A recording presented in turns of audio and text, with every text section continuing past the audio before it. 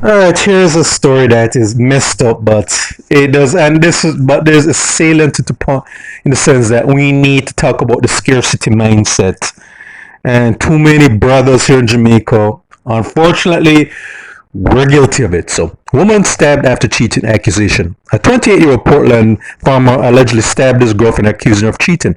Quton Smith, that's how you pronounce it, of Red Hassel Road, Port Antonio, was arrested and charged on the weekend with wounded intent violent incident that occurred in Duncan Pale in the parish of December 28th.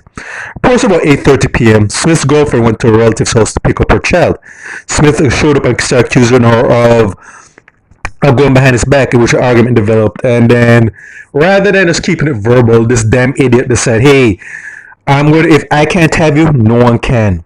All right, and fortunately, his victim, who's not been named, is apparently recovering in the hospital, while her hopefully about to be ex-boyfriend is going to be on some attempted murder charges. Not much else is said. No.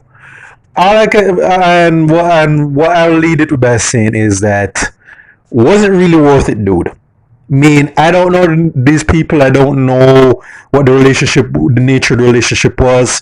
Obviously, it was a very volatile one, and I'm willing to bet that this isn't the first time they've gotten physical. Because if you're that malicious and vicious enough to stab someone over accusation, chances are he's probably put hands on her before.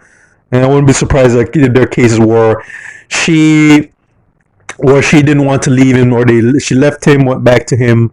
Like a lot of these cases I read, me and I wouldn't bet that chances are even if he's put hands on her before, that people have tried to intervene, but then her dumbass.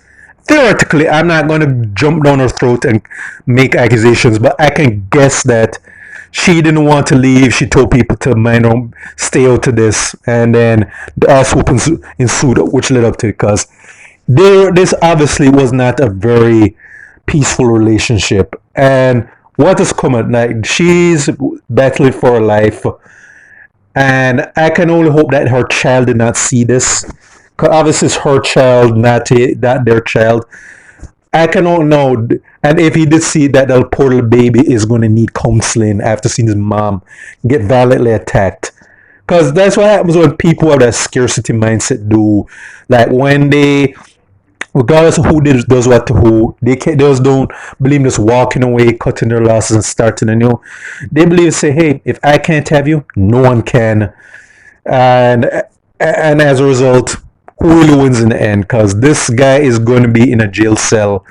I'm most likely going to be in prison for what he did. And once she recovers, she's likely going to go find a new guy and go about her business. Yeah, she'll be psychologically scarred and messed up going forward, but she is likely going to find a new guy while this guy cools his heels off in a jail cell. I mean, I could be wrong. If she's one of those people who has that weak-willed, she'll probably fuse suppress charges, get back with him until, and then the next incident ends with him literally killing her, most likely. That other scenario could play out, but I'm willing to hopefully is a case where the relationship officially ends and then she goes about her business, finds a new guy. Or it could be a case that despite that they get one of those judges who give him a lenient sentence, and then he's able to even try this again when he's out in a short bit. Honestly, that BS needs to stop. And I do this for our Jamaican men who have that scarcity mindset, dude. Is like there's like if the relationship doesn't work out, and I can say that I don't know who did what to who. She very well could have been cheating on him, but he could have just said, he could have cussed her out, kept it verbal, and then just left and just broke up with her and just found a better woman. Because there are men who have enough sense that when the woman does them dirty, they don't really they say, hey, throwing away my life over this bitch is not really a smart move. So let me just cut my losses, find a better person, and go forward. This moron was not one. Decided to do the exact opposite, and look where that's got him. And in what he just did, I do hope they throw the key away at him so he can, and then hopefully he'll just think to himself, said, was what I did really worth it? Was this one really worth throwing away my life, my freedom and livelihood for? And that's what I'm doing, is recording as a case study as why the scarcity mindset, nobody wins in the end.